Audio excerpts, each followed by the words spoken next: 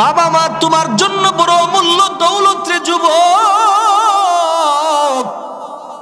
রহমতে আলম নবী ঘোষণা প্রদান করে দেয়, দুনিয়াতে কোনো যুবক সন্তান যদি নিজেকে পরিপূর্ণভাবে জিরো থেকে হিরো বানাতে চাই, বাবা মার কাছ থেকে দোয়া নেওয়ার বিকল্প নাই। সুবহানাল্লাহ বলেন। তুমি নিজেকে জিরো থেকে হিরো বানাইবা, বাপ মার কাছ থেকে দোয়া নাও, কোন দিক থেকে আল্লাহ হিরো বানায় দিবে তুমি কল্পনাও করতে পারবা না। কল্পনা করতে পারবা। দেখেন না, ফাঁকে ফাঁকে অনেক মানুষেরা হঠাৎ করে কোটিপতি আল্লাহ পাক বানায় দেয়, হালাল উপায়ে ধনী বানায় দেয়। প্রবাসে যায়, হঠাৎ করে কোটিপতি আল্লাহ পাক বানায় দেয়। এমন একজন মালিক পায়, মালিকের সাথে আচরণ করতে করতে ব্যবসার রাস্তা খুঁজে পায়, হঠাৎ করে আল্লাহ পাক তাকে, আগে ছিল হাজারপতি এখন হয়ে যায় কোটিপতি। কথা কোন ঠিক কিনা? আছে না নাই? খবর নিয়ে দেখবেন এই সন্তানগুলো গোপনে গোপনে বাপ মার আন্তরিক দোয়া পেয়েছে। কথা কোন ঠিক কিনা? বাপ মার আন্তরিক দোয়ার মাধ্যমে সন্তান সফল হয়ে যায়। এটা আমার কথা নয়, আমার নবী ঘোষণা দিয়েছেন। قال رسول الله صلى الله عليه وسلم সালাসু দাওয়াতিন মুস্তাজাবাত। আমার নবী ঘোষণা প্রদান করে দেয়, 3 প্রকারের ব্যক্তির দোয়া আমার রবের কাছে বড় কবুল হয়ে যায়। 1 নম্বরে আমার নবী বলেন, দাওয়াতুল ওয়ালিদাইনি আলা ওয়ালাদিহি। সন্তানের জন্য যখন মহাব্বতের বাবা মা দোয়া করি, আমার রবের কাছে কবুল হয়ে যায়। 2 নম্বরে আমার নবী বলেন, ওয়া দাওয়াতুল মাজলুম। মাজলুম ব্যক্তির দোয়া আমার রবের কাছে কবুল হয়ে যায়। 3 নম্বরে আমার নবী ঘোষণা প্রদান করে দেয়, ওয়া দাওয়াতুল মুসাফির। মুসাফির বান্দা যখন আমার রবের দরবারে দোয়া করি, সেটাও রবের কাছে কবুল হয়ে যায়। এই 3টা দোয়ার ব্যাপারে আমার নবী হাদিসের সূচনায় বলেছেন, লা শাক্কা, লা শাক্কা, কোনো প্রকারের সন্দেহ নাই। এই হাদিসের শুরুতে যেই মানুষগুলোর নাম নবীজি উপস্থাপন করেছেন, তিনি হলো তোমার বাবা মা। সুবহানাল্লাহ। হাদিসের শুরুতেই নবী বলেন, ওয়ালিদাইনি আলা ওয়ালাদিহি। বাপ মা যখন সন্তানের জন্য দোয়া করে, লা শাক্কা ফিহি, সন্দেহহীন ভাবে আমার রব তার দোয়াটাকে কবুল করে নেয়।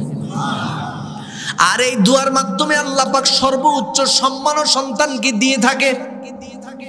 বাস্তব ঘটনা, পৃথিবীর জমিনের মানুষ ভালো করে জানে রে গোলাম, মহাব্বতের মায়ের দুয়ার কারণে আল্লাহ পাক কত মানুষকে বড় শ্রেষ্ঠ বানায় দিস। রবের পক্ষ থেকে আমাদের কাছে পাওনা হলো, আল্লাহ ইউশরিক বিহি শাইআ।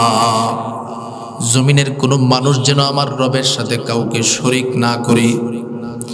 শিরিক মুক্ত ইবাদত দুনিয়ার জমিনের মধ্যে যারা আমার রবের সম্মুখে উপস্থাপন করতে পারবে, তারা আমার রবের কাছে খাঁটি আবেদ হিসাবে গণ্য হবে। আর এই পাওনাটাই আমার রব 24টা ঘন্টা বান্দার কাছ থেকে চেয়ে থাকে। সুবহানাল্লাহ। রব বান্দার কাছে চায় যে তোমার জিন্দেগিতে শিরিক মুক্ত ইবাদত ঢোকাও। বান্দা তুমি নামাজ পড়বা, রোজা রাখবা, হজ করবা, যাকাত দিবা, জিকির করবা, কোরআন তেলাওয়াত করবা। যদি তোমার জিকির, তোমার নামাজ, তোমার হজ্জে বাইতুল্লাহ প্রতিটা ইবাদতের মধ্যে বিন্দু পরিমাণে শিরিক ঢুকে যায়, আমি আল্লাহ ঘোষণা দিলাম, সারাটা জীবন নামাজ পড়তে পড়তে কপালে যদি কালো দাগ ফালাইয়া দাও, রোজা রাখতে রাখতে নিজেকে যদি শুকায় ফেলো, জিকির করতে করতে জিহ্বাকে যদি তুমি অটো বানায় ফেলো, কোরআন তেলাওয়াত করতে করতে করতে করতে তোমার অন্তরটাকে যদি পরিশুদ্ধ বানায় ফেলো, বিন্দু পরিমাণে শিরিক তোমার জিন্দেগির ভিতরে ঢোকার কারণে আমি আল্লাহর পক্ষ থেকে ঘোষণা, তোমার সমস্ত ইবাদত সাথে সাথে ধ্বংস হয়ে যাবে। নাউজুবিল্লাহ। সমস্ত ইবাদত ধ্বংস হয়ে যায় বিন্দু পরিমাণ শিরিক থাকার কারণে। এই কারণে আমার নবী রহমতে আলম নবী মুহাম্মদুর রাসূলুল্লাহ সাল্লাল্লাহু আলাইহি ওয়াসাল্লাম দুনিয়ার প্রতিটা মুমিন বান্দার সম্মুখে ঘোষণা প্রদান করে দেয়, আমি যখন আমার রবের দরবারে গিয়েছিলাম মেরাজের রজনীতে, মসজিদে হারাম থেকে জিবরাইল আমিন আমাকে নিয়ে চলে যায় মসজিদে আকসা পর্যন্ত। মসজিদে আকসা থেকে আমাকে প্রথম আসমান, দ্বিতীয় আসমান, তৃতীয় আসমান, চতুর্থ আসমান, পঞ্চম আসমান, ষষ্ঠ আসমান ভ্রমণ করায় যখন আমার মালিকের কাছে নিয়ে যাই, সুবহানাল্লাযী আসরা বিআবদিহি লাইলাম মিনাল মসজিদিল হারাম মিনাল মসজিদিল হারাম ইলাল মসজিদিল আকসা الذي باركنا حوله لنريه من آياتنا إنه هو السميع البصير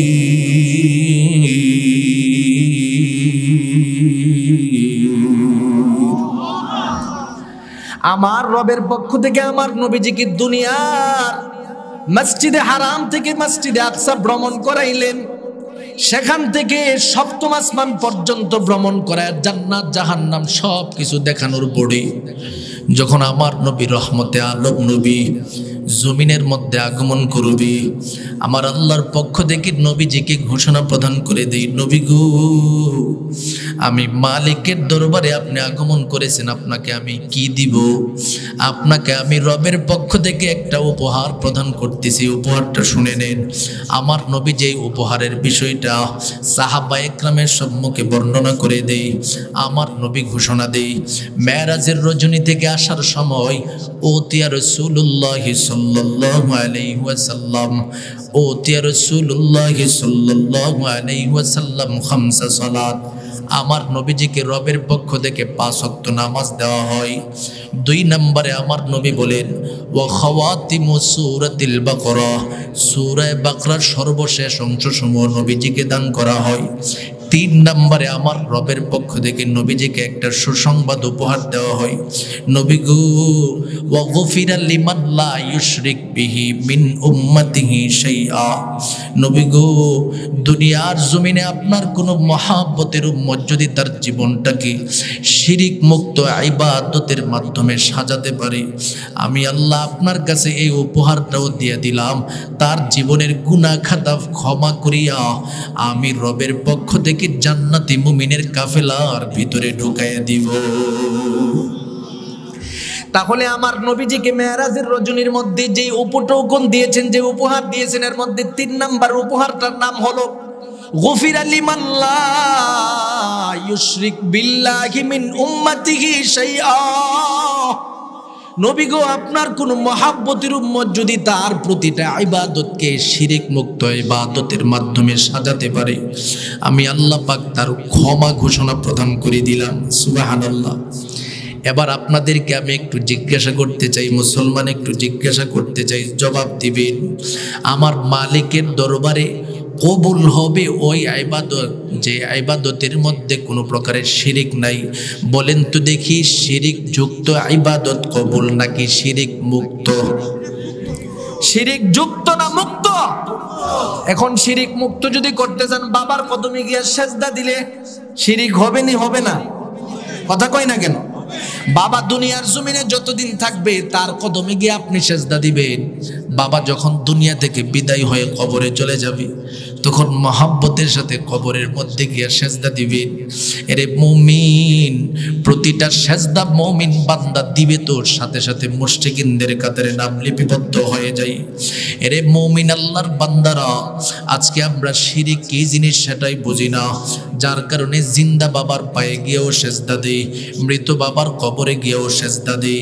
আমার নবী বলেন, দুনিয়াতে যদি শিরিক করা আমার শরীয়তের মধ্যে জায়েজ হয়ে যেত, দুনিয়ার জমিনে যদি আমার শরীয়তের মধ্যে শিরিক করাটা তথা মানুষের কদমের মধ্যে সেজদা দেওয়াটা জায়েজ হয়ে যেত, আমি নবী ঘোষণা প্রদান করতাম, লা আমারতু নিসা, সমস্ত নারীরা আইয়াসজুদনা লিজাওজিহা লিজাওজিহা, তাদের স্বামীদের কদমের মধ্যে তারা সেজদা দিবে। আমি নবীজি আমার শরীয়তের মধ্যে এটাকে জায়েজ করি নাই, হারাম করেছি, শিরিক করেছি বলে পৃথিবীর কোনো মানুষের কদমে সেজদা দেওয়াকে আমি নবীজি হালাল সাবেত করতে পারি না। সুবহানাল্লাহ। তাহলে বোঝা গেল, পৃথিবীতে আমার ইবাদত যদি শুদ্ধ রাখতে চাই, শিরিক মুক্ত ইবাদতের বিকল্প নাই। কথা কোন ঠিক কিনা? আপনাদের এলাকার মধ্যে ভণ্ড পীরের মাজার আসেনি? আছে। আমাকে তো কয়েকজন এই সংবাদটা দিয়েছে, কুসংবাদ দিয়েছে, সুসংবাদ না কুসংবাদ। আমি তো জানি এই অঞ্চলের মধ্যে অধিকাংশ হক্কানি পীরদের মুরিদরা আছে। কথা কোন ঠিক নেই? এই অঞ্চলের মধ্যে আল্লাহওয়ালা বুজুর্গানে দ্বীনের নিসবতে চলে মানুষ, অধিকাংশ মানুষ ভণ্ড পীরদের কদমে গিয়া সেজদা দেয়। এই জাতীয় সাপোর্টার এই এলাকার মধ্যে নাই।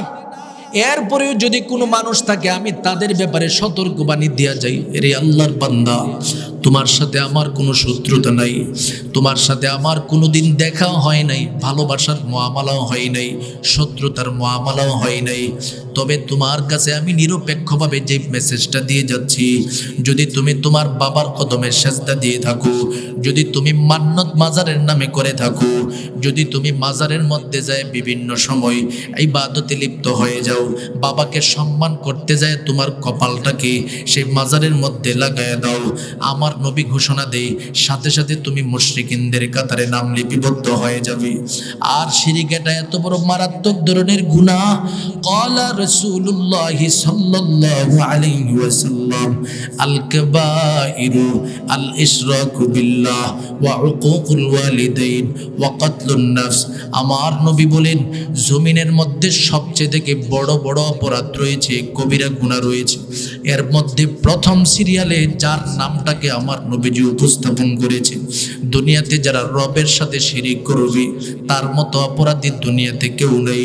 শুধু তার মধ্যেই সীমাবদ্ধ নয়, আমার রবের পক্ষ থেকে কোরআনুল কারীমের মধ্যেও তার সতর্কবাণী বর্ণনা করে দেয়, আল্লাহ ঘোষণা প্রদান করে দেয়, এরে আমার মহাব্বতের বান্দাদের দল, আমি রবের পক্ষ থেকে ঘোষণা প্রদান করে দিলাম, দুনিয়াতে যতদিন পর্যন্ত থাকবা শিরিক মুক্ত ইবাদত করবা।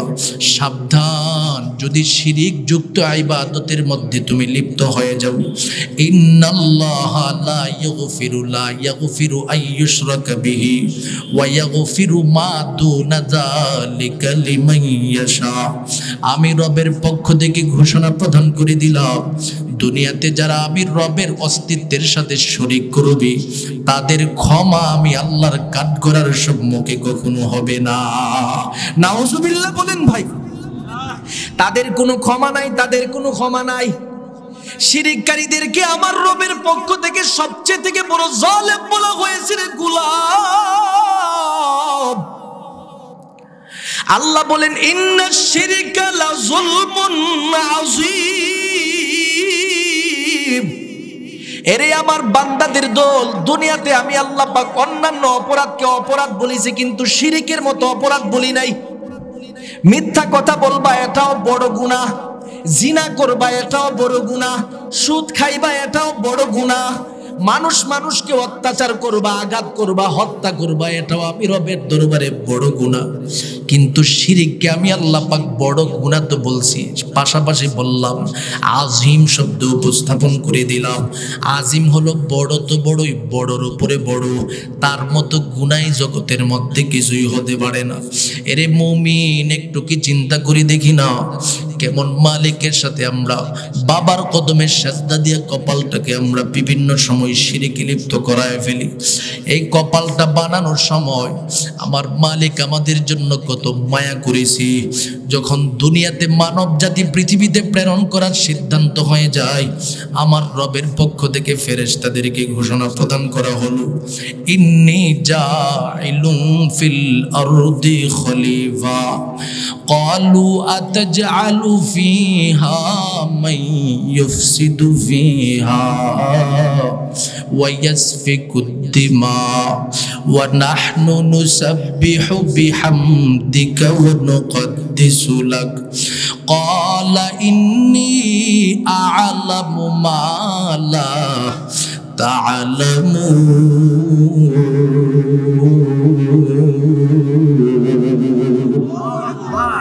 আমার রবের পক্ষ থেকে মানব জাতিদেরকে বলে, বান্দা শুনো, আমি তোমাদের মতো মানুষ যখন বানাবো, সর্বপ্রথম ফেরেশতাদেরকে বললাম, জাইলুন ফিল আরদি খলিফা, আমি আল্লাহ পৃথিবীতে প্রতিনিধি প্রেরণ করতে চাই, মানুষ বানাতে চাই। তোমরা কি বলো? ফেরেশতারা জবাবে বলে, আল্লাহ এমন মানুষ কি পৃথিবীতে প্রেরণ করবেন যারা ইউফসিদু ফিহা, জমিনের মধ্যে ফাসাদ সৃষ্টি করবে, ওয়া ইয়াসফিকুদ দিমা, জমিনের মধ্যে রক্তপাত করবে। আমরাই তো ওয়া নাহনু নুসাব্বিহু বিহামদিকা ওয়া নুকাদ্দিসু লাক, আপনার পবিত্রতা বর্ণনা করি, আপনার প্রশংসা করতেছি, তারপরেও কেন মানুষ পৃথিবীতে সৃষ্টি করার প্রয়োজন? আল্লাহ বলে, রে ফেরেশতাদের দল, আমি রব যতটুকু জানি তোমরা ততটুকু জানো না।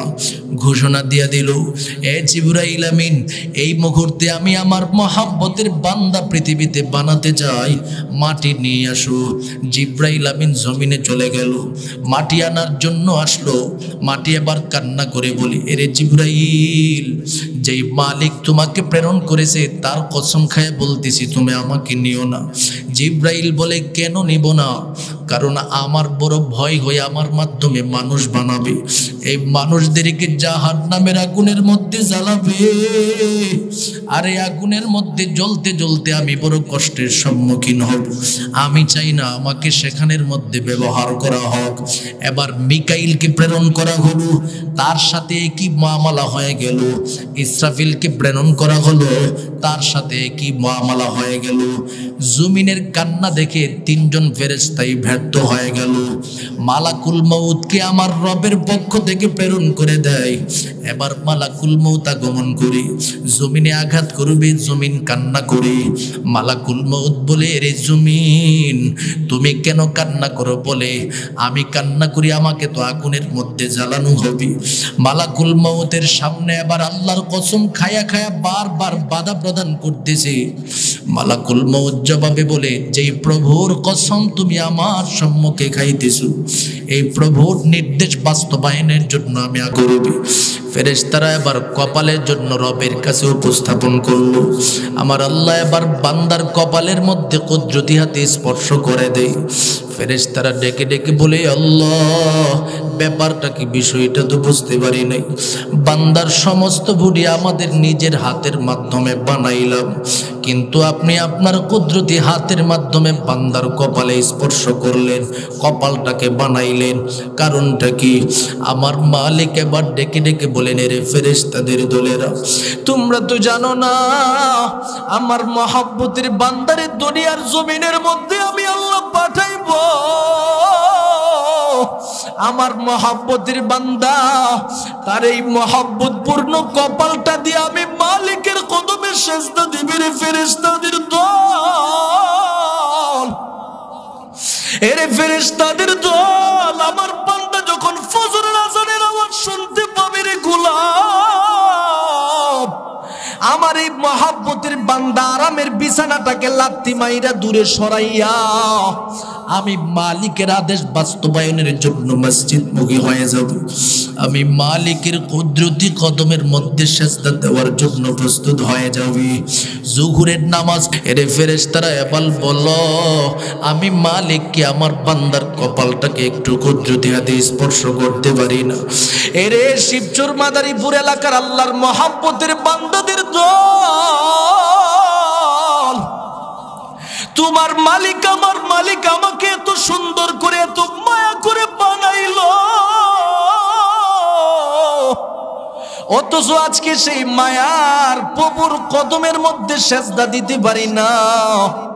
কত ফজর যাই, কত জোহর যাই, কত আসর যাই, কত মাগরিব যাই, রে বান্দা, কত সময় আমার কাছ থেকে বিদায় হয়, একটা মুহূর্তের জন্য মাওলার কদমে আসতে পারি না। কিন্তু 1 বৎসর পরে পরে দেখা যায় এই দেশের মধ্যে কিছু অযোগ্য অজ্ঞ আল্লাহর বান্দারা বুঝে না, জানে না, ইলম না জানার কারণে, কুরআন না জানার কারণে, ইসলাম না জানার কারণে ভণ্ড বাবার হাতে গিয়া মুরিদ হয়। 1 বৎসর পরে পরে উরুস হলে সেই ভণ্ড বাবার বাড়িতে যাই, মাজারে যাই, কদমে গিয়া সেজদা করি, মাজারে গিয়া সেজদা করি। একটা মুহূর্তের জন্য চিন্তা করে না যেই কপালটা কদমে লাগাইতেছে ভণ্ডর কদমে, এই কপালটা কার কাছে সেজদার যোগ্য? বান্দা এই চিন্তাটাই করে না।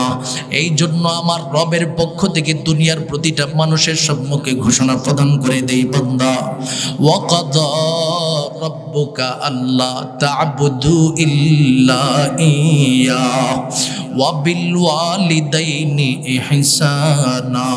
আমার আল্লাহ ঘোষণা প্রদান করে দেয়, আমি রবের পক্ষ থেকে তোমাদের জন্য ফায়সালা করে দিচ্ছি। কি ফায়সালা করতেছি রে বান্দা? 1 নাম্বার, লা তাবুদু ইল্লা ইয়াহু, আমি আল্লাহ ছাড়াই জগতে কারো কোনো ইবাদত করা যাবে না, শিরিক করা যাবে না। আমি মালিকের ইবাদতের সাথে কাউকে দুনিয়াতে শিরিকের মধ্যে লিপ্ত করানো যাবে না। নামাজ পড়বা, সেটা হবে আমি আল্লাহর জন্য। কোরবানি করবা, সেটা হবে আমি আল্লাহর জন্য। ইন্না সালাতি ওয়া নুসুকি ওয়া মাহইয়ায়া ওয়া মামাতি লিল্লাহি রাব্বিল আলামিন।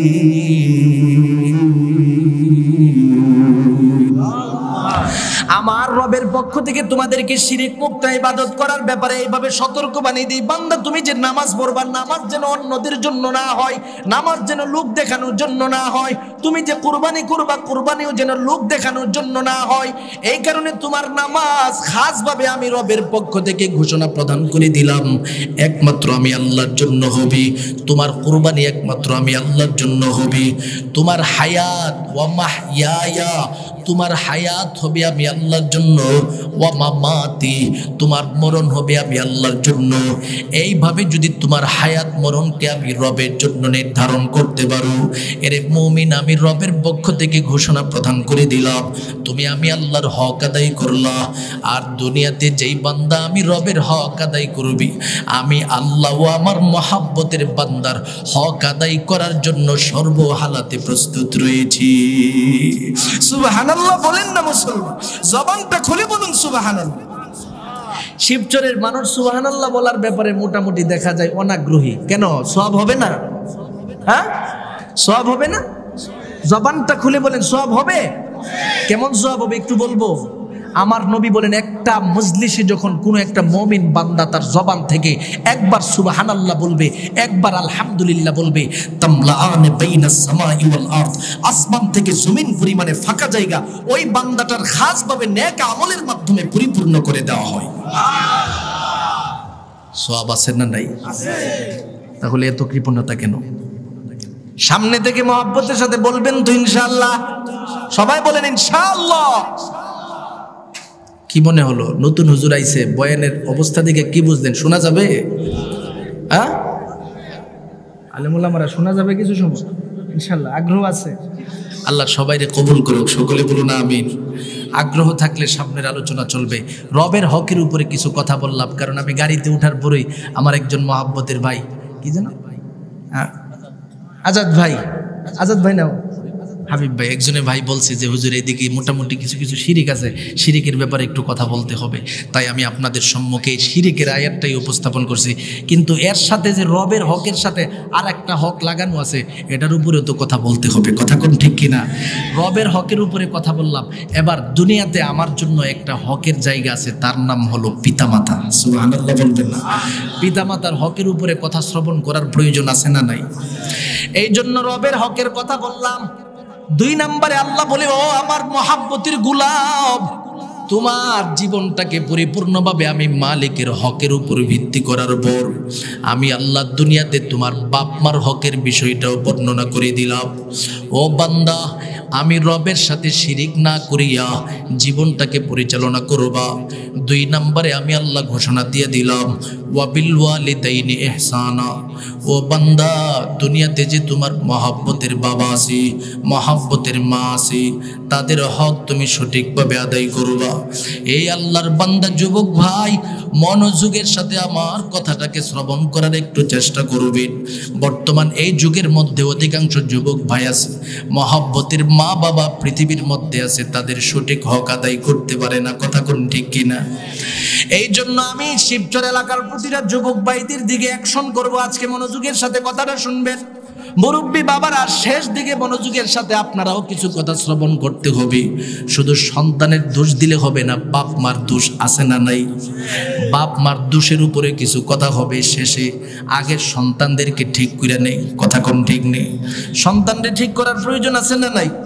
এজন্য এলাকায় আশেপাশে অনেক যুবক ছেলেরা ঘোরাফেরা করতেছে। আমি বাপ মারে বলবো, ছেলেগুলোরে ময়দানে পাঠিয়ে দেন, আজকে বাপ মার কিছু হক শোনো, বাপ মার সাথে কিভাবে আচরণ করা লাগে সেটাও বুঝো। কথা কোন ঠিক কিনা? আমার রবের পক্ষ থেকে ঘোষণা প্রদান করে দিই, বান্দা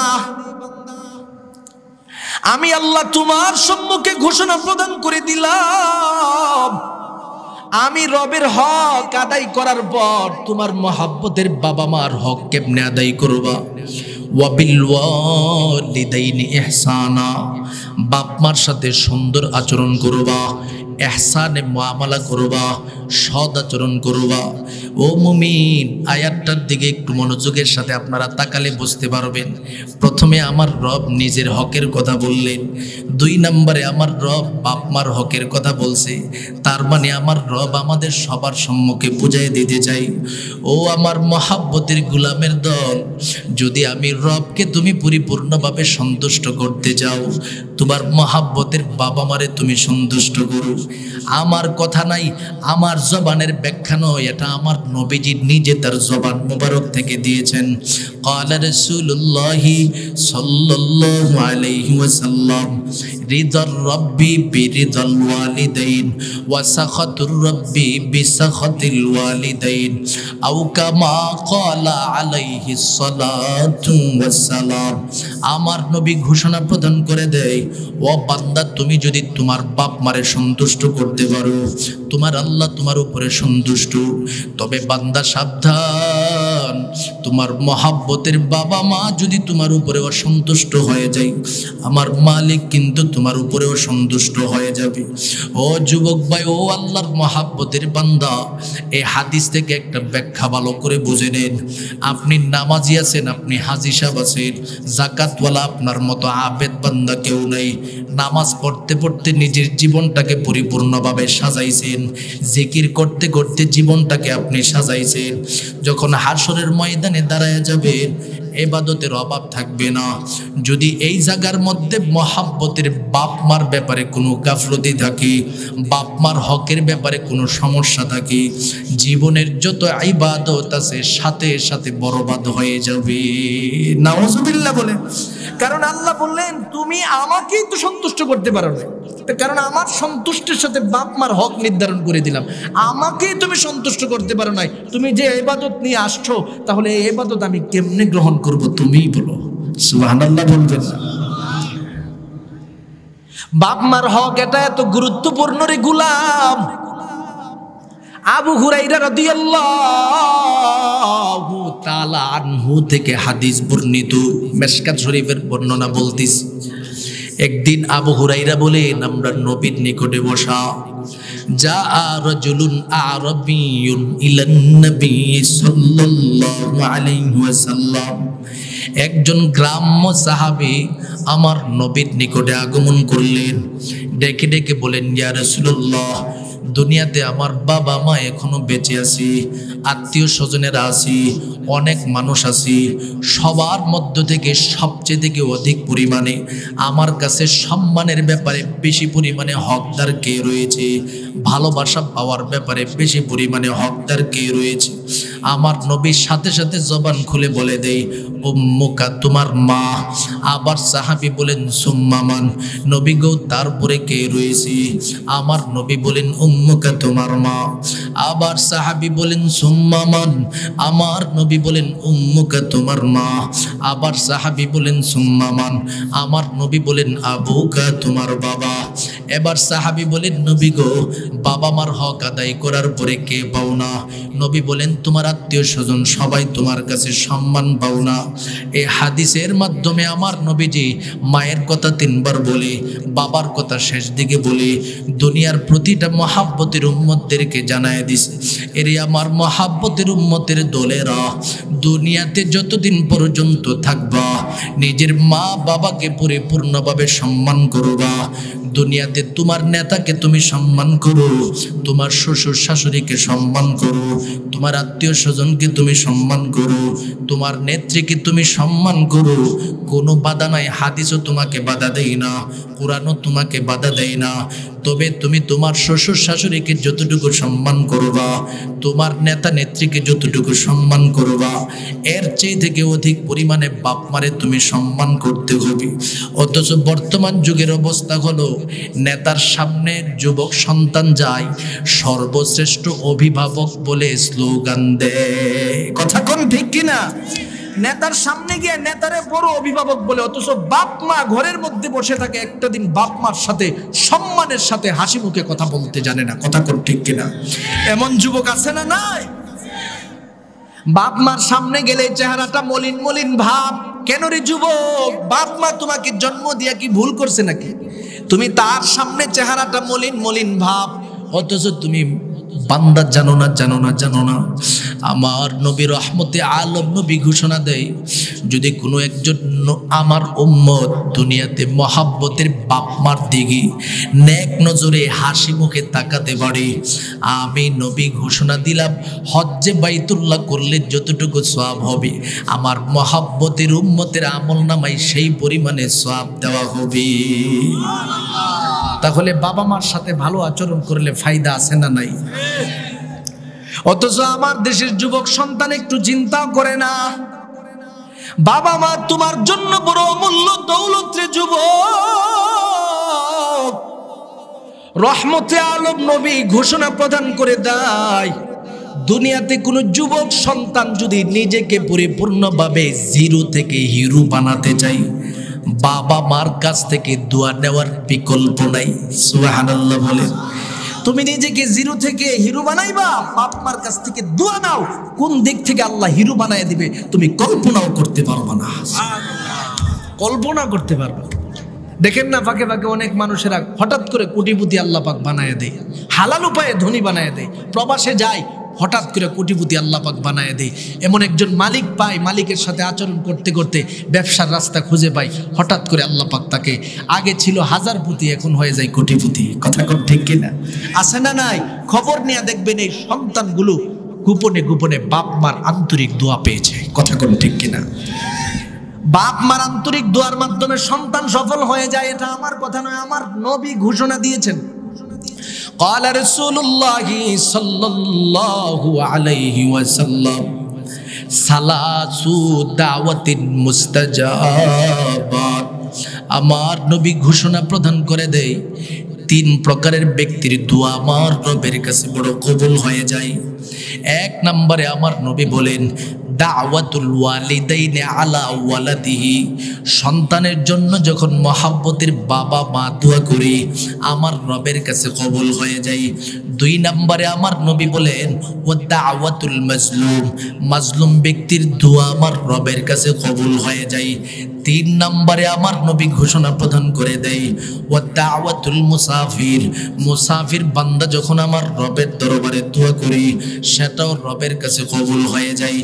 এই 3টা দোয়ার ব্যাপারে আমার নবী হাদিসের সূচনায় বলেছেন, লা শাক্কা, লা শাক্কা, কোনো প্রকারের সন্দেহ নাই।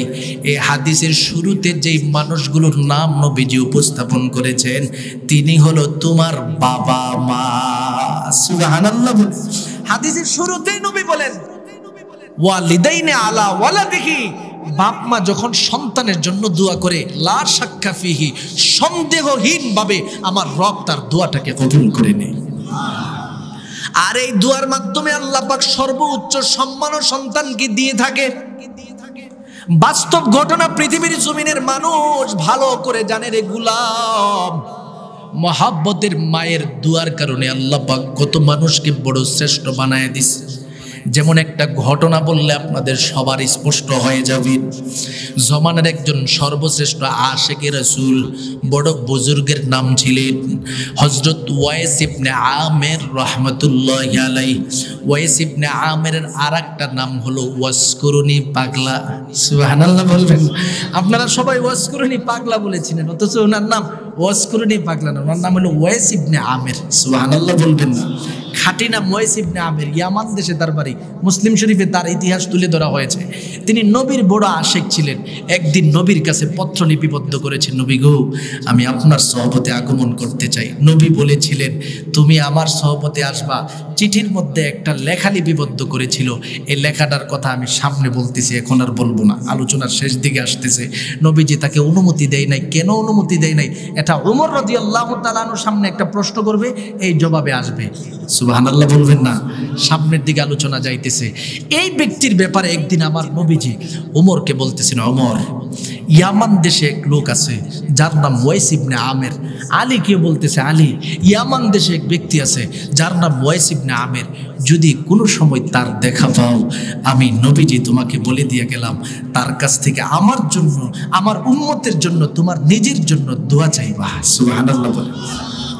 আমার উম্মতের জন্য এবং তোমার জন্য তুমি দোয়া চাইয়া নিও, কারণ সে মুস্তাজাবুদ দাওয়া হয়ে গেছে। সুবহানাল্লাহ। সে মুস্তাজাবুদ দাওয়া, তার কাছ থেকে দোয়া নিবা। 2 নম্বর আরেকটা ওসিয়ত আমি করে যাই, আমি নবী যদি দুনিয়া থেকে বিদায় হয়ে যাই, নবীর ইন্তেকালের পরে সে যদি কোনো সময় তোমার সাথে সাক্ষাৎ হয়, আমি নবীর জুব্বা মুবারকটা তাকে হাদিয়া দিয়ে দিবা। সাধারণ বিষয় ভাবছেন? নবীর জুব্বা মুবারক যাকে হাদিয়া দিয়া যায়, ডানে বামে সাহাবীর অভাব আছে? আবু বকরের মতো শ্রেষ্ঠ সাহাবী নবীর পাশে, ওমরের মতো সর্বশ্রেষ্ঠ সাহাবী নবীর পাশে, আলীর মতো সর্বশ্রেষ্ঠ সাহাবী নবীর পাশে, অন্যান্য সাহাবা ইকরামরা নবীর পাশে বসা। কাউকে নবীজি জুব্বা মুবারক হাদিয়া দেওয়ার কথা বলে নাই। ইয়ামান দেশের এক লোক ওয়াইস ইবনে আমের, তাকে নবীজি বলে, তারে আমার জুব্বাটা দিয়ে দিও, সে বড় মকবুল বান্দা হয়ে গেছে, তাকে আমি নবীজির পক্ষ থেকে সুসংবাদ 2টা তুমি দিয়ে দিবা। উমরে ফারুক এখন থেকে তো বড় টেনশন, যে ব্যক্তিটাকে নবী আমাকে খাসভাবে বলেছে আমি দোয়া নেওয়ার জন্য, উম্মতের জন্য দোয়া নিতে বলছে, ব্যক্তিটার পরিচয় আমার জানতে হবে। এবার ইয়ামান দেশ থেকে মানুষ আসে, তাদের নিকটে যায়, বলে, ভাই, ওয়াইস ইবনে আমের নামে আপনাদের কাফেলার মধ্যে কেউ আসেনি? কারণ ওই যুগের মধ্যে তো আপনার এত গাড়ি ঘোড়া ছিল না যে এককভাবে, বা বিমানও ছিল না এককভাবে এক দেশ থেকে একজন আলাদাভাবে আসবে। কাফেলা বেঁধে বেঁধে বড় বড় ব্যবসার কাফেলা আসতো, মক্কা নগরীতে আসতো, মদিনাতে আসতো। এই কাফেলার কাছে গিয়ে তিনি প্রশ্ন করে, কাফেলারা সবাই শুধু জবাব দেয়, না খলিফাতুল মুসলিমিন আমাদের সাথে তো আসে নাই, আমাদের সাথে তো আসে নাই। সময় কি সময় পার হচ্ছে। হঠাৎ করে একদিন ওমর ফারুক রাদিয়াল্লাহু তাআলা আনহু বিশাল বড় একটা কাফেলা ইয়ামান দেশ থেকে আগমন করলো। মদিনা নগরীর মধ্যে সর্বপ্রথম তারা আসলো, মসজিদের নববীর সামনে তারা উপস্থিত হয়ে সবার আগে সবাই মিলে সিদ্ধান্ত নিচ্ছে কি কি কাজ করা যায়। যেই কাজ করা আছে সমস্ত কাজের সিদ্ধান্ত নিচ্ছে। তাদের পিছন দিকে ওমরে ফারুক দাঁড়ায় গেল। ওমরে ফারুককে দেখে সেই সফরকারী আল্লাহর মহাব্বতের বান্দারা বলে, ও খলিফাতুল মুসলিমিন, আপনি কেন আমাদের নিকটে আসছেন? আমরাই তো আপনার সাথে দেখা করার জন্য যাব। ওমরে ফারুক এবার ডেকে ডেকে বলেন, এর ইয়ামান দেশের আল্লাহর মহাব্বতের বান্দাদের দলেরা, আমি শুধু আজকেই তোমাদের নিকটে আগমন করি নাই, এ জীবনে যতবার আমার সম্মুখে ইয়ামান দেশ থেকে মানুষের কাফেলা আগমন করেছে, প্রতিটা কাফেলার নিকটে আমি গিয়েছি, কারণ এই কাফেলাটা বড় সম্মানিত কাফেলা। সম্ভবত সেখানে আল্লাহর ওই মহাব্বতের বান্দাটা থাকতে পারে। বলে, কার কথা আপনি বলতেছে? বলে, ওয়াইস ইবনে আমের নামক কোনো ব্যক্তি তোমাদের কাফেলার মধ্যে আছে কিনা? ওমরে ফারুকের দিকে তাকায় একজন আল্লাহর বান্দা বলে, হ্যাঁ, আমাদের সাথে তো ওয়াইস ইবনে আমের নামক ব্যক্তিটা আগমন করেছে, তবে আমাদের সাথে আসছে ঠিকই, এখানের মধ্যে সে থাকতে পারে না। সে আমার নবীর জন্য এত পাগল, আমার রহমতে আলম নবীর রওজা থানের সবার আগে পাগলের মতো চলে গেল। ওমর ফারুক এবার পাগলের মতো একটা দৌড় মারলো, রওজা থানের সম্মুখে চলে যায়। গিয়া দেখে চোখের পানি টপ টপ করে ছেড়ে দিয়ে আমার নবীকে নবী নবী বলে ডাকে। কান্নার পর কান্না করতেছে, আর দুরুদের পরে দুরুদ শরীফ আমার নবীর উপরে পড়তেছে, আর বলতেছে, নবী গো, দিলের ভিতরে বড় আকাঙ্ক্ষা ছিল আপনি নবীর সাথে আমি সাক্ষাৎ করার জন্য আগমন করব গো নবী, কিন্তু আপনার নির্দেশ পায়া আমি কখনো পাগল হইয়া তোমাকে তার জুব্বা মুবারকটা হাদিয়া দিয়া গেল, এখন থেকে তুমি তার জুব্বা মুবারকটা তোমার কাছে রাখতে পারো। এবার জুব্বা মুবারকটা ওয়াইস ইবনে আমের দেখার পর এমনি তো আমার নবীর জন্য বড় পাগল,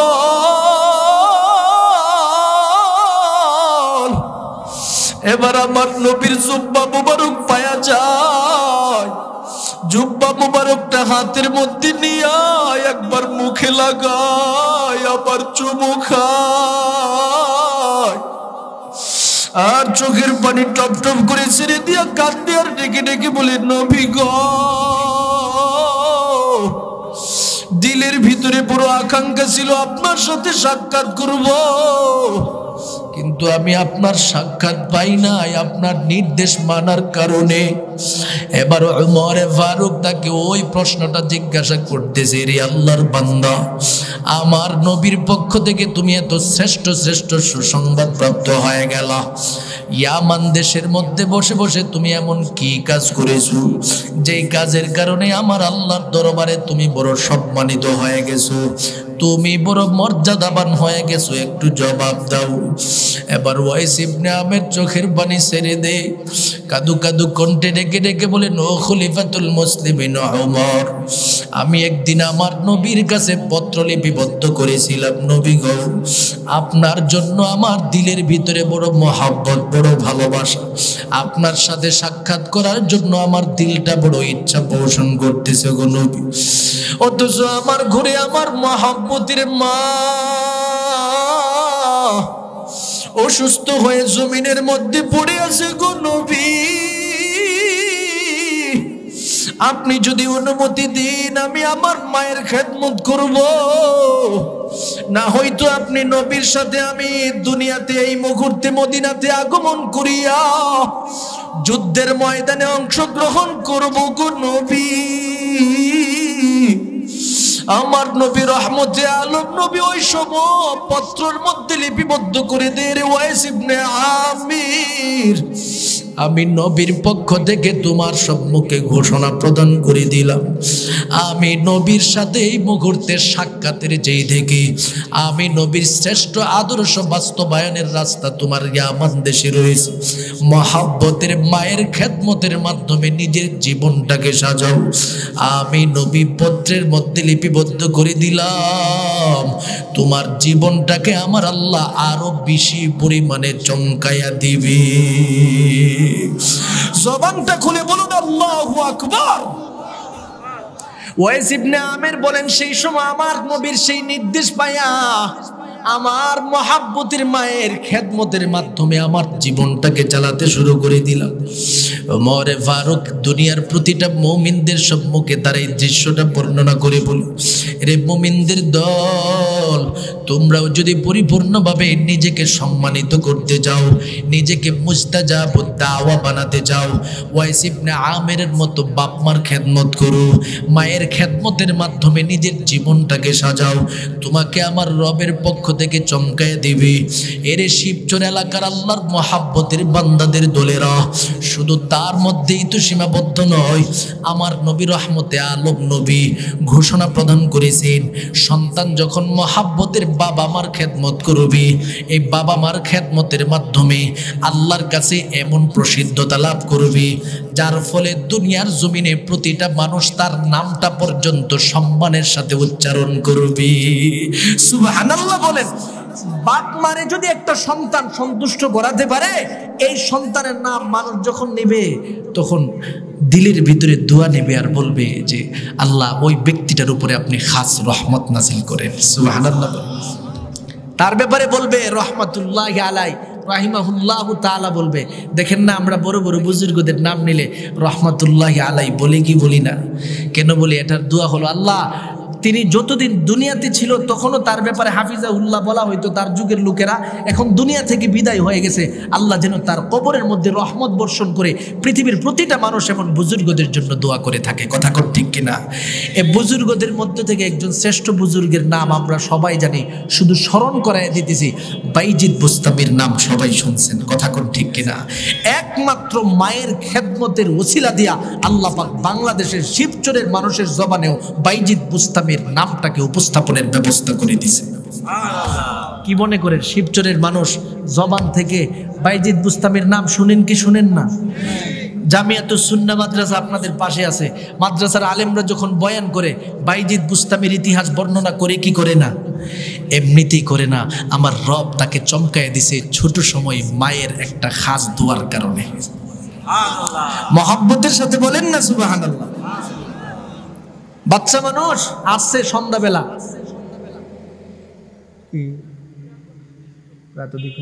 আচ্ছা এই জন্য আচ্ছা আচ্ছা তাহলে আমার জন্য আরো ভালো। 11:44 শেষ করে ফেলবো, এই চলবে না? শেষ করে ফেলবো। আমি তো দূর থেকে আসছি, আমি যত তাড়াতাড়ি শেষ করতে পারি তত ভালো। কথা কোন ঠিক নেই, আমার জন্য সুবিধা। আগামীকালকে আমার প্রোগ্রাম হলো আপনার চট্টগ্রাম, এর জন্য তাড়াতাড়ি হুজুররা আমার সহযোগী, আল্লাহ হুজুরদেরকে কবুল করুক। সবাই বলেন আমি। ঘটনার দিকে যাব না, সংক্ষিপ্ত করে ফেলতেছি। তিনি গেলেন মায়ের কাছে, গিয়া বলেন মা ব্যাপারটা কি? অসুস্থ অসুস্থ ভাব। মা বলে 1 গ্লাস পানি আনো। পানি আনতে গেছে, পানি আনতে দেরি হয়ে গেছে, মা ঘুমায় গেছে। শুনছেন না ঘটনা? শোনা সবাই শুনছেন, স্মরণ করাই দিচ্ছি। শেষ পর্যন্ত মা রবের কাছে দোয়া করে বলে, আল্লাহ তুমি আমার বাইজিদকে চমকায় দাও। আজকেও দুনিয়ার প্রতিটা মানুষ বাইজিদকে স্মরণ করে। কথা কোন ঠিক কিনা? তাহলে মায়ের খেদমত করার প্রয়োজন আছে না নাই? মায়ের কাছ থেকে বদদুয়া নেওয়া যাবে? মায়ের কাছ থেকে বদদুয়া নিলে যেভাবে দোয়া কবুল হয়, বদদুয়াও আমার আল্লাহর কাছে কবুল হয়। কথা কোন ঠিক কিনা? এই কারণে বাপ মার কাছ থেকে দিলটা খুলে কিভাবে দোয়া নেবেন? আল্লাহ বলে, এরে আমার মহাব্বতের গোলামের দল, দোয়া নেওয়ার সিস্টেম হলো তোমার বাবা মার সাথে তুমি আচরণের ক্ষেত্রে উত্তম আচরণ করবা, কাউলে হাসানা করবা, কালামে হাসানা করবা। কখন করবা? ইম্মা ইয়াবলুগান্না ইনদাকাল কিবরা আহাদুহুমা আও কিলাহুমা ফালা তাকুল লাহুমা উফিন ওয়ালা তানহারহুমা। আমার রবের পক্ষ থেকে ঘোষণা প্রদান করে দেই বান্দা, যখন তোমার বাবা মা থেকে একজন বৃদ্ধ হয়ে যায় অথবা উভয়জন বৃদ্ধ বৃদ্ধা হয়ে যায়, উভয়ের ব্যাপারে তুমি 5 তরিকায় মুআমালা করবা। 1 নম্বরের পদ্ধতি হলো ফালা তাকুল লাহুমা, তাদের সাথে উফ শব্দ তুমি উপস্থাপন করবে না, অর্থাৎ তাদের চেহারা মলিন হবে এই জাতীয় শব্দ তুমি উপস্থাপন করবা না। এমন একটা শব্দ তাদের সামনে তুমি চয়ন করবা না যার কারণে তাদের দিলে কষ্ট পাবে। 2 নম্বরে আল্লাহ বলেন ওয়ালা তানহারহুমা, তাদের অবাধ্য হওয়ার সুযোগ নাই, তাদের অবাধ্য হওয়া যাবে না। বাপ মা যা বলবে সেটাই মানতে হবে। তবে এখানে একটা বিষয় ভালো করে বুঝতে হবে, সেটা হলো লা তাআতা লি মাখলুকিন ফি মাসিয়াতিল খালিক। বাপ মা যদি রবের বিদ্বেষপূর্ণ কোনো বক্তব্য দেয়, কোনো কথা বলে, এই কথা মানা। কথা কই না কেন? বাবা মা যদি বলে আমি 10 বছর যাব অমুক পীরের কাছে মুরিদ হইছে, আমি মা ও তার কাছে যাই বেপরদা অবস্থায়, তুমিও চলো, তোমার বউও চলবে। আছে না নাই? সন্তানরে বলে না যে আমি মা তার কাছে মুরিদ হইছি, আমি মা ওই পীর সাহেবের কাছে যাই, পীর সাহেব আমারে চিনে, হাসরের ময়দানে আমারে চিনে তিনি জান্নাতে নিয়ে যাবো, তুমিও চলো তোমার বউরে আমার সাথে নিয়ে যাও, পীর সাহেব আমাদেরকে সহ তোমার বউরে সহ জান্নাতে নিয়ে যাবে। নাউজুবিল্লাহ বলবেন না? এমন বাপ মা দুনিয়াতে এখন আছে না নাই? সন্তানরেও মাজারে নিয়ে যায়, সন্তানের বিবিরেও মাজারে নিয়ে যায়, সন্তানের সন্তান নাতিনাত করেও মাজারে নিয়ে যায়। আছে না নাই? এই কথা শোনা যাবে? নবী বলেন লা তুআতা লি মাখলুকিন ফি মাসিয়াতিল খালিক। যখন তোমার বাপ মা তোমার খালেকের বিদ্বেষ পোষণ করবে তখন আর মানার সুযোগ নাই। কারণ আয়াতের সূচনায় কিন্তু আল্লাহ প্রথমে বলছে, প্রথমে আমার হক আদায় করবা, এরপরে তুমি বাপ মার হক আদায় করবা। কারণ বাপ মার হক আদায় করতে যায় যদি রবের হকের উপরে আঘাত চলে আসে, তাহলে সন্তান কখনো এই কথা মানার সুযোগ নাই। কথা কোন ঠিক কিনা? সন্তান ফজরের নামাজ পড়ার জন্য বড় আগ্রহী, সন্তান নামাজ পড়ার জন্য, জোহরের নামাজ পড়ার জন্য বড় আগ্রহী, ইশারের নামাজ পড়ার জন্য আগ্রহী। বাপ মা বলে ছোট মানুষ বড় হইলে পড়িস। আছে না নাই? সন্তান রোজা রাখার জন্য পাগল, বাপ মা বলে শরীরটা শুকিয়ে যাবে। আছে না নাই? এভাবে সন্তানকে রোজা থেকে বঞ্চিত করে, নামাজ থেকে বঞ্চিত করে, আল্লাহ বলেন এখানের মধ্যে বাপ মার কথার কোনো দাম নাই। এখানে আমি রব ঘোষণা দিলাম, কুতিবা আলাইকুমুস সিয়াম কামা কুতিবা আলাল্লাযিনা মিন ক্বাবলিকুম লাআল্লাকুম তাত্তাকুন। মুমিন, তোমাদের উপরে আমি রোজা ফরজ করে দিয়েছি, রবের হকটাকে তুমি আদায় করবা। তোমার উপরে আমি আকিমুস সালাহ, নামাজ কায়েম করাকে ফরজ করে দিয়েছি, সেই রবের হকটাকে তুমি আদায় করবা। এই ক্ষেত্রে বাপ মার বাধ্যবাধকতার কোনো সুযোগ নাই। 3 নম্বরে আল্লাহ বলেন, দুনিয়াতে বাবা মা যতদিন পর্যন্ত থাকবে, ওয়াকুলু কাউলান কারীমা, সম্মানের সাথে কথা বলবা, যেন অসম্মানের সাথে কোনো কথা তার সম্মুখে উপস্থাপিত না হয়। 4 নম্বরে আমার রবের পক্ষ থেকে দুনিয়ার প্রতিটা মানুষের সম্মুখে ঘোষণা দেই, ওয়াখফিজ লাহুমা জানাহাজ যুল্লি মিনার রাহমা ওয়া কুর রাব্বিরহামহুমা কামা রাব্বায়ানি সগীরা। আল্লাহ বলে, রে আমার মহাব্বতের গোলামের দলেরা, দুনিয়াতে যতদিন পর্যন্ত থাকবা তুমি তোমার বাবা মার সাথে বিনয়ী আচরণ করবে, দয়াশীল আচরণ করবে। দয়া এবং বিনয়ের সাথে নিজের জীবনটাকে বাবা মার সাথে তুমি পরিচালনা করবা। 5 নম্বরে আমার রবের পক্ষ থেকে ঘোষণা প্রদান করা হয়, বান্দা দুনিয়াতে বাবা মা যতদিন থাকবে তাদের জন্য দোয়া করবা। বাবা মা যখন দুনিয়া থেকে বিদায় হয়ে যাবে তখনও সন্তান তুমি তাদের জন্য দোয়া করবা। কেমনে দোয়া করবা সেটাও আমি রব তোমাকে শিখিয়ে দিলাম। ওয়াকুর রাব্বিরহামহুমা কামা রাব্বায়ানি সগীরা। সবাই বলেন, রাব্বিরহামহুমা কামা রাব্বায়ানি সগীরা। বাবা মার জন্য তুমি এইভাবে দোয়া করবা। ওরে বান্দা, আমি রবের পক্ষ থেকে কেন তোমার বাবা মার জন্য দোয়া করতে বলেছি জানো? তোমার বাবা মার দোয়া যেমন তোমার জন্য কবুল, তুমি সন্তানের দোয়াও বাবা মার জন্য কবুল। সুবহানাল্লাহ। আমার কথা নয়, আমার নবী বলেন, قال رسول الله صلى الله عليه وسلم إذا مات بني آدم انقطع عنه عمله إلا من 3: من صدقة جارية أو علم ينتفع به أو ولد صالح يدعو له। এই হাদিসের শেষ দিকে আল্লাহ পাক ঘোষণা দেয়, বান্দা 3 প্রকারের জিনিস যদি তুমি দুনিয়াতে রেখে দিয়ে কবরে যাও, 24টা ঘন্টা তোমার কবরের মধ্যে সওয়াব যাবে। 1 নম্বরে দান সদকার সওয়াব তোমার কবরে যাবে। 2 নম্বর, দুনিয়াতে তুমি ইলম রেখে দিয়ে গেছো, ছাত্র রেখে দিয়ে গেছো, মাদ্রাসা করে দিয়ে গেছো, মাদ্রাসার ছাত্ররা লেখাপড়া করেছে, দিন শিখেছে, কোরআন শিখেছে, তারা যতদিন থাকবে উস্তাদের কবরে সওয়াব যেতে থাকবে। 3 নম্বরে শেষ কথা আমার নবী বলেন, আউওয়ালাদিন সালিহিন ইয়াদউ লাহু। সন্তান যখন নেককার হয়, মহাব্বতের বাবা মার জন্য যখন সন্তানটা দোয়া করে, আমার রবের কাছে এই সন্তানের দোয়াটাও কবুল হয়ে যায়। সুবহানাল্লাহ। তাহলে সন্তানের দোয়া যেহেতু বাপ মার জন্য কবুল হয়, এই স্লোগান আছে, সন্তানদের দোয়া করার মতো যোগ্য বানানোর প্রয়োজন আছে না নাই? আমি আলোচনার সূচনায় বলেছিলাম মুরব্বী বাবাদের জন্য কিছু কথা আছে, শেষ দিকে এটা বলে দিচ্ছি। এটা হলো, মহাব্বতের সন্তানের কাছ থেকে দোয়া নেওয়ার প্রয়োজন আছে না নাই? এখন এই সন্তানকে যদি দোয়া নেওয়ার মতো যোগ্য বানাতে চান, নেককার বানানোর বিকল্প নাই। কথা কোন ঠিক কিনা? আর নেককার সন্তান কোথায় হয় এটা বাস্তবতার দিকে লক্ষ্য করলে আপনারা মাদ্রাসা মসজিদেই পাওয়া যায়। কথা কোন ঠিক কিনা? আপনার সন্তানকে যদি দিন শিখাতে পারেন, 4 থেকে 5টা বছর 6টা বছর সন্তানটাকে দিন শিখাতে পারেন, জামিয়াতুস সুন্নাহর মতো মাদ্রাসাগুলোর মধ্যে দিতে পারেন, শিবচর আরো বড় বড় যে মাদ্রাসাগুলো আছে, মাদ্রাসাগুলোর মধ্যে অন্ততপক্ষে 4-5টা বছর পড়ায়া সন্তানটাকে যদি দিন শিখাতে পারেন, আশা করা যায় সন্তান পরবর্তীতে স্কুলে পড়ুক, কলেজে পড়ুক, প্রফেসর হোক, ডিসি হোক, এসপি হোক, যত বড় প্রফেশনের মধ্যে সে ঢুকুক না কেন, বাপ মার জন্য অন্ততপক্ষে দোয়া করতে পারবে। কথা কোন ঠিক কিনা? এজন্য বাবা মা সন্তানকে নেককার বানানোর প্রয়োজন আছে না নাই? নেককার কি সন্তানরা আলেম ওলামাদের কাছ থেকে দূরে থাকলে হবে নাকি কাছে থাকতে হবে? কাছে রাখতে হবে। এই জন্য মসজিদমুখী করবেন সন্তানকে। আজকে বর্তমান যুগে একমাত্র সন্তানরা নষ্ট হয়ে যাচ্ছে মসজিদ থেকে দূরে সরে যাওয়ার কারণে। কথা কোন ঠিক কিনা? ফজরের সময় যুবকদেরকে দেখা যায় না। এই কারণে আমি প্রতিটা জায়গায় বলে থাকি, মুরব্বী বাবারা নিজের মেয়েটাকে বিয়ে দেওয়ার সময় সবার আগে জামাই যদি আপনি তালাশ করতে চান, যেই এলাকায় জামাইটার কাছে আপনি মেয়েটারে বিয়ে দিবেন, ওই এলাকায় খবর নিয়ে দেখবেন ফজরের সময় শীতের রজনীতে জামাইটা মসজিদে আসে কিনা।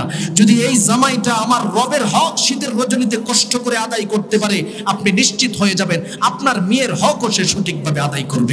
ঠিক কিনা? তাহলে এমন নামাজি তো সন্তানরে বানাইতে হবে, কথা কোন ঠিক কিনা? বুজুর্গ সন্তানরে বানাইতে হবে, দিনদার সন্তানরে বানাইতে হবে। তাই আমি মুসাফির হিসাবে সবার কাছে শেষ দিকে একটাই নসিহত, যুবক ভাই, তুমি তোমার রবের হক আদায় করো শিরিক মুক্ত ইবাদতের মাধ্যমে। তুমি তোমার বাপ মার হক আদায় করো, নিজের জীবনটাকে সাজাও, তোমার রব তোমার উপরে খুশি হবে। আর বাবা মার কাছে আমি নসিহত করব, সন্তানটাকে যদি দিল খুলে দোয়া নিতে চান, সন্তানটাকে আলেমমুখী করেন, দিনমুখী করেন, ইসলামমুখী করেন, মসজিদমুখী করেন।